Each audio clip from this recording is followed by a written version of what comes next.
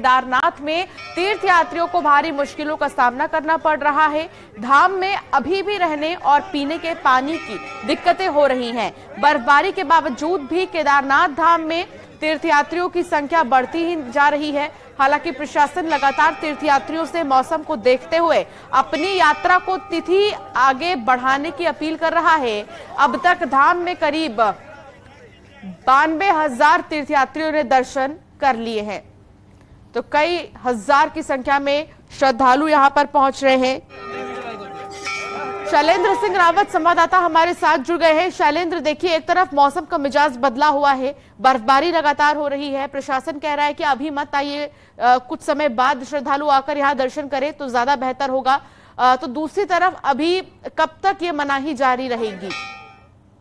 बिल्कुल, मैं आपको बताना चाहूंगा, मौसम विभाग द्वारा जो अलर्ट जारी है और उसके अनुसार जो प्रशासन का कहना है कि 4 तारीख तक जो है, जो उत्तराखंड के ऊंचे हिमालय क्षेत्र है वहां पर बर्फबारी होगी, जिसको देखते हुए प्रशासन लगातार अपील कर रहा है तीर्थयात्रियों से कि वो जो है खासकर केदारनाथ धाम में, जहां पर जो है दुर्गम इलाका है, पैदल मार्ग है, वहां पर यात्रा करने से बचे और अपनी जो यात्रा की तिथि है उसको आगे बढ़ाए। मैं आपको बताना चाहूंगा, केदारनाथ धाम में जिस दिन से कपाट खुले हैं उस दिन से लगातार जो है बर्फबारी जारी है और इस बर्फबारी के कारण वहां पर कई तरह की दिक्कतें जो है तीर्थयात्रियों के सामने पेश आ रही हैं। खासकर जो पेयजल है, पानी पीने का है, उसकी वहां पर दिक्कत है, रहने की दिक्कत है, क्योंकि वहां पे टेंट जो है जगह जगह पर टूटे हुए हैं। जो व्यवस्था वहां पर की गई थी वो बर्फबारी के कारण जो है ध्वस्त हो चुकी है। ऐसे में जो है अपील प्रशासन कर रहा है तीर्थयात्रियों से, लेकिन उसके बावजूद भी बड़ी संख्या में तीर्थयात्री केदारनाथ धाम पहुंच रहे हैं। और जो गौरीकुंड में है, गौरीकुंड में काफी भीड़ जो है तीर्थयात्रियों की मौजूद है। सोनप्रयाग में जगह जगह पर तीर्थयात्री रुके हुए हैं और वो कोशिश कर रहे हैं कि किसी तरह से जो है इसी मौसम में जो है वो केदारनाथ धाम जाएं, लेकिन जो दिक्कतें हैं वो लगातार वहां पर बढ़ती जा रही हैं। चलिए, बहुत शुक्रिया जानकारी साझा करने के लिए शैलेंद्र।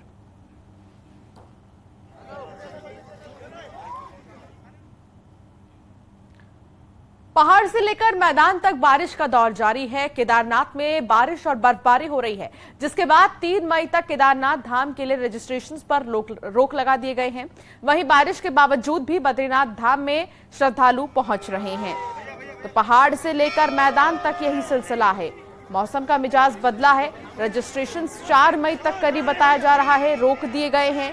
बद्री केदार समेत चारों धामों में बारिश का सिलसिला देखने को मिल रहा है। गंगोत्री और यमुनोत्री में भी बर्फबारी है, तो दूसरी तरफ केदारनाथ और बद्रीनाथ में भी बर्फबारी का सिलसिला जारी है। भारती सकलानी हमारी संवाददाता हमारे साथ जुड़ गए हैं। भारती, देखिए, लगातार मौसम में परिवर्तन देखने को मिल रहा है, लेकिन सवाल यह है कि इससे राहत कब मिलेगी?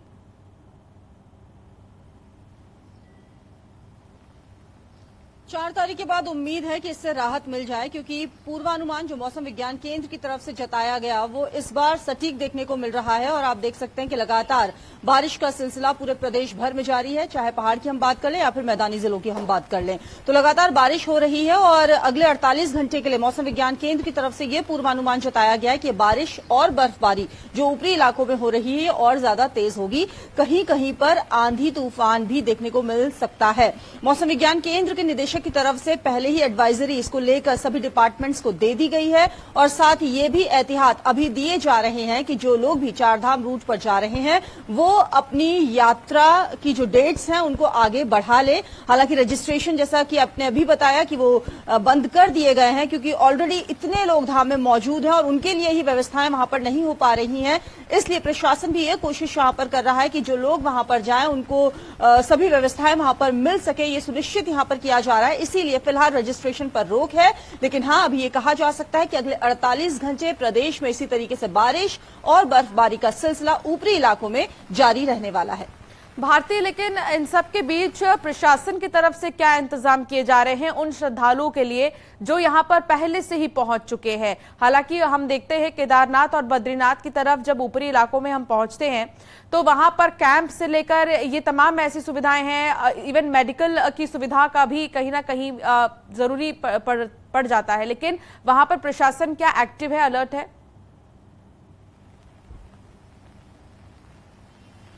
देखिए, कोशिश और बात तो यही की जा रही है कि प्रशासन एक्टिव है यहाँ पर और सभी यात्रियों को यहाँ पर जो सुविधाएं हैं वो मुहैया करवाई जा रही हैं। लेकिन लगातार सोशल मीडिया की अगर हम बात कर लें या फिर जो यात्री वहां पर पहुंच रहे हैं वो इस बात की शिकायत कर रहे हैं कि व्यवस्थाएं उन्हें वहां पर नहीं मिल पा रही हैं, दिक्कतें उन्हें वहां पर तमाम हो रही है। केदारनाथ खासतौर पर मैं बताऊं तो वहां से ओवर रेटिंग की भी खबरें आ रही है, क्योंकि जिस तरीके से मौसम खराब है, चाहे हम पानी की बॉटल्स की बात कर लें या फिर खाने पीने की चीजों की हम बात कर लें, वो भी वहां पर जो दाम तय किए गए हैं उनसे ज्यादा रेट पर ही मिल रही है। तो प्रशासन फिलहाल यही कोशिश में लगा हुआ है कि दुकानदारों को भी समझाएं और यात्रियों को भी यहां पर सुनिश्चित किया जा रहा है कि उन्हें कोई परेशानी न आ सके, इसके लिए व्यवस्थाएं बनाने की कोशिशें वहां पर की जा रही हैं। जी, बहुत शुक्रिया भारती जानकारी साझा करने के लिए।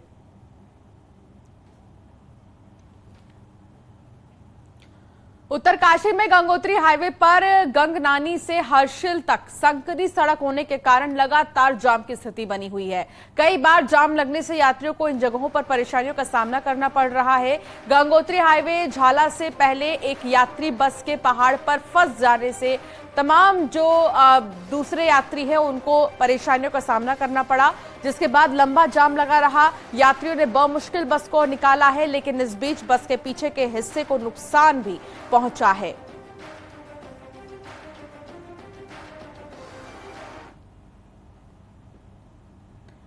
बद्रीनाथ धाम की यात्रा चरम पर है, लेकिन बिन बरसात के ही बद्रीनाथ नेशनल हाईवे तीर्थ यात्रियों के लिए मुश्किलें खड़ी कर रहा है। समय रहते व्यवस्था न होने से तीर्थयात्री घंटों तक लैंडस्लाइड की वजह से जाम में फंसे हैं। तीर्थयात्रियों का कहना है कि जहां केंद्र और राज्य सरकार बेहतर यात्रा व्यवस्था की बात कर रही है, तो वहीं स्थानीय प्रशासन को इस ओर ध्यान देना चाहिए ताकि तीर्थयात्रियों को बेहतर सुविधा मिल सके।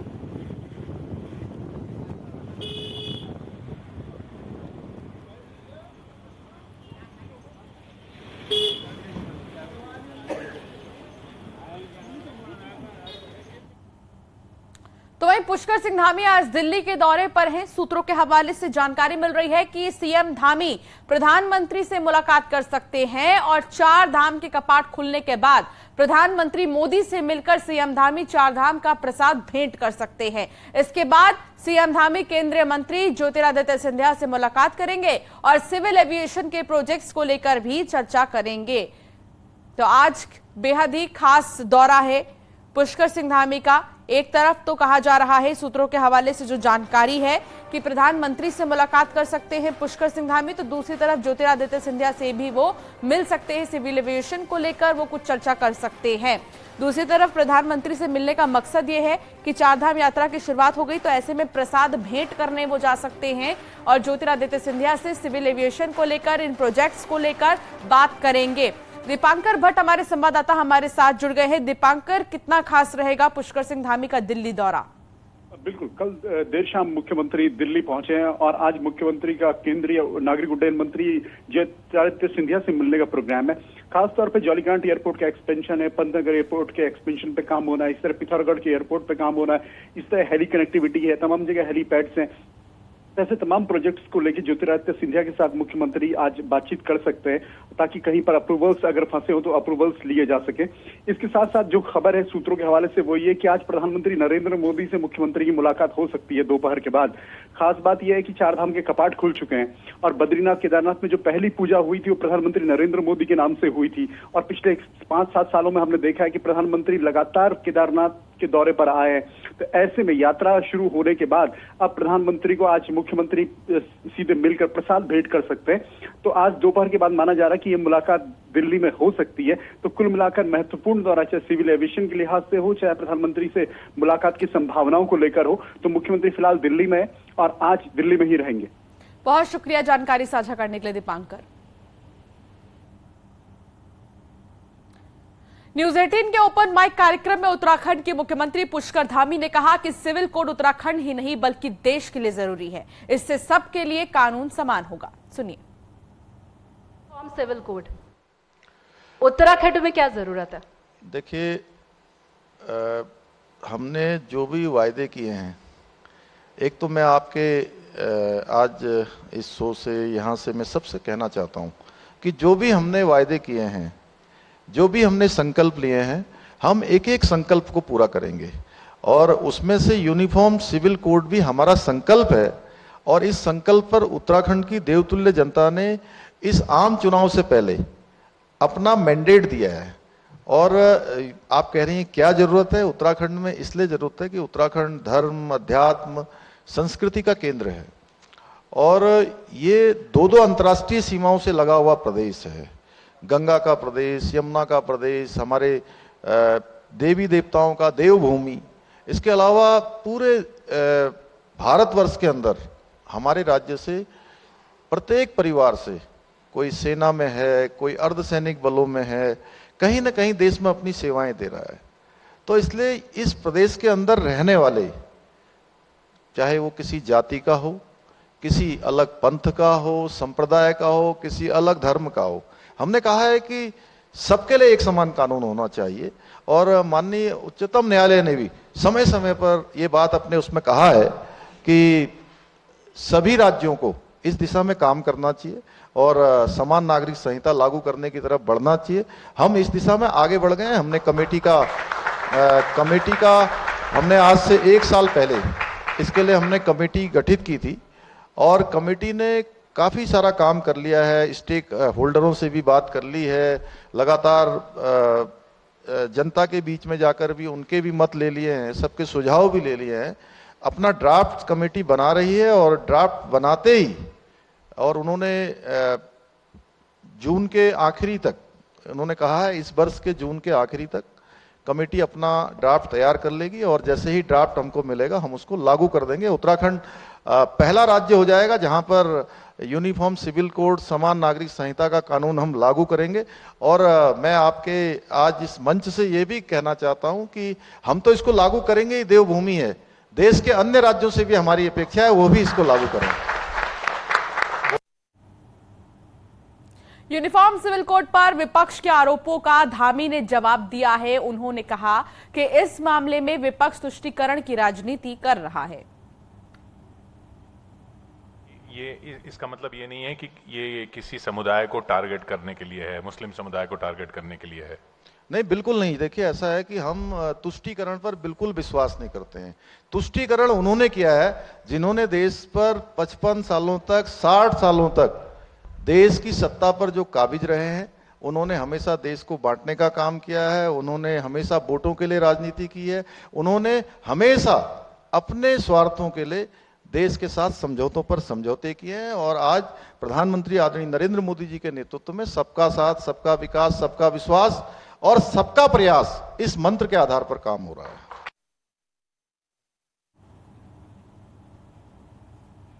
2024 लोकसभा चुनाव को लेकर गणेश जोशी ने कहा कि लोकसभा की सभी सीटें 2024 में बीजेपी ही जीतेगी।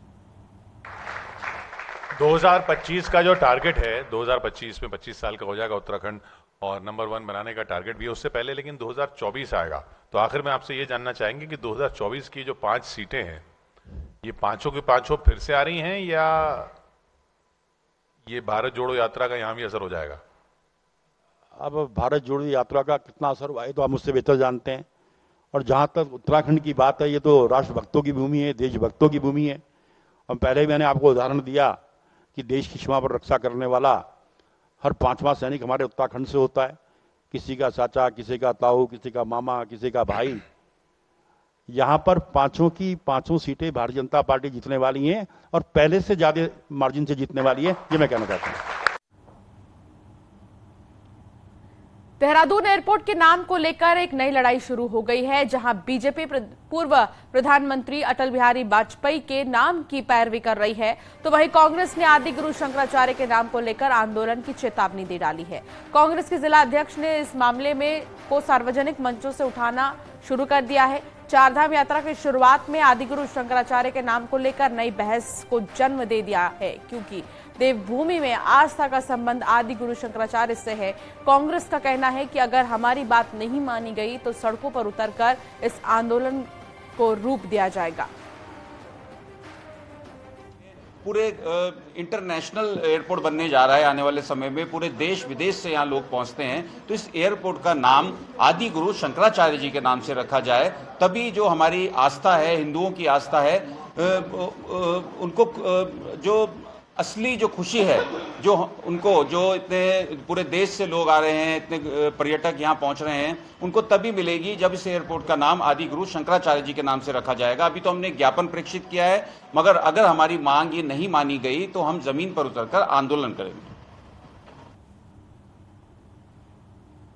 एक्ट्रेस कंगना रनौत हरिद्वार पहुंची। इस दौरान कंगना ने दक्षिणी काली मंदिर पहुंचकर पूजन दर्शन किए हैं। मंदिर में कंगना ने आचार्य महामंडलेश्वर कैलाशानंद गिरी से भी आशीर्वाद लिया है। वहीं कंगना ने कहा कि उत्तराखंड देवभूमि है, उन्हें यहां आकर काफी अच्छा लग रहा है। पिछले कई दिनों से उनकी केदारनाथ जाने की इच्छा थी, जो अब पूरी हुई है।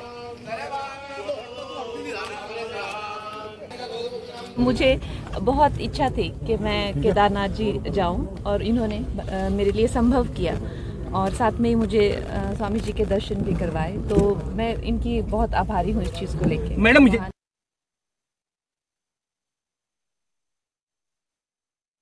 वाले पड़ावों की मान्यता कहीं न कहीं विलुप्त होती जा रही है। जहां साल 2013 की आपदा ने केदारपुरी के साथ केदार घाटी का भूगोल बदल दिया, वहीं अब यात्रा का स्वरूप भी बदलने लगा है, जिसको जानकर चिंताजनक बता रहे हैं।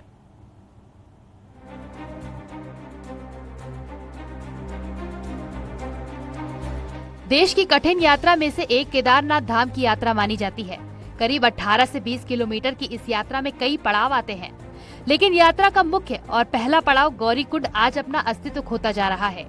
साल 2013 की आपदा से पहले जहां यात्रा का मुख्य पड़ाव गौरीकुंड हुआ करता था, लेकिन आपदा में हुए नुकसान के बाद गौरीकुंड अपना अस्तित्व खोने लगा है, जिससे स्थानीय लोग भी गौरीकुंड को लेकर चिंतित हैं।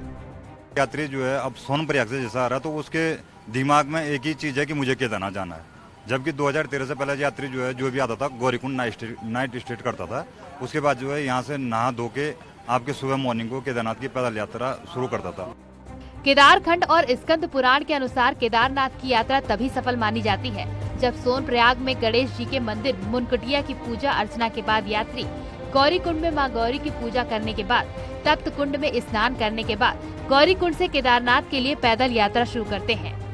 मान्यता है कि गौरीकुंड में मां पार्वती ने 5000 साल तपस्या की, जिसके बाद शिव और पार्वती का विवाह त्रिजुगी नारायण में हुआ और गणेश जी की उत्पत्ति का स्थान भी गौरीकुंड माना जाता है।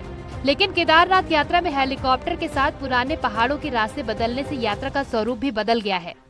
यहाँ तो माँ पार्वती ने त्रेता युग में तपस्या की, 5000 वर्ष तपस्या केदारखंड में लिखा हुआ है, स्कंद पुराण में लिखा हुआ है। पहले इसका अध्ययन करो इसका। उसके बाद गणेश जी की उत्पत्ति हुई, यही भगवान शंकर का मिलन हुआ माँ पार्वती से।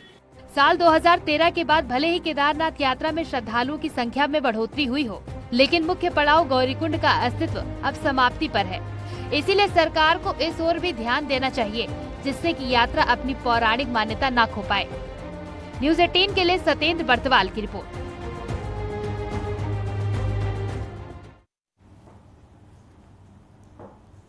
जोशीमठ में हर साल की तरह इस साल भी पैनखंडा पट्टी के ग्राम सेलंग में रम्माण का आयोजन किया गया है। वैशाख महीने में ग्राम सेलंग की संयुक्त पंचायत इस मेले का आयोजन करती है। वैशाख महीने की संक्रांति से इस मेले की शुरुआत होती है और विभिन्न चरणों में भूमियाल देवता की पूजा और हर दिन चावल से बने भात का भोग लगाया जाता है, जिसमें गांव का प्रत्येक परिवार पूजा में सम्मिलित होता है।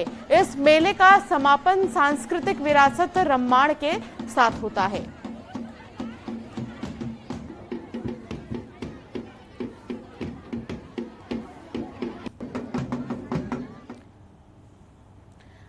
देहरादून में बद्रीपुर में घनी आबादी वाले इलाके में MDDA की ओर से वेडिंग पॉइंट का नक्शा पास कर दिया गया है, जिससे स्थानीय लोग आक्रोशित हो गए हैं और धरना प्रदर्शन शुरू कर दिया। मामले में बद्रीपुर क्षेत्र के लोगों ने MDDA के नक्शा पास करने वाले इंजीनियर्स पर कार्रवाई की मांग की है। स्थानीय लोगों की शिकायत के बाद वेडिंग पॉइंट का निर्माण DM के मौखिक आदेश पर काफी लंबे समय तक रुका रहा, लेकिन अब फिर से निर्माण शुरू होने पर स्थानीय जनता में आक्रोश है।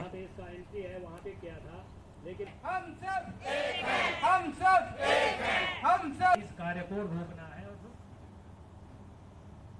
और यहां रुकना होगा एक छोटे से ब्रेक के लिए, आप बने रहिए।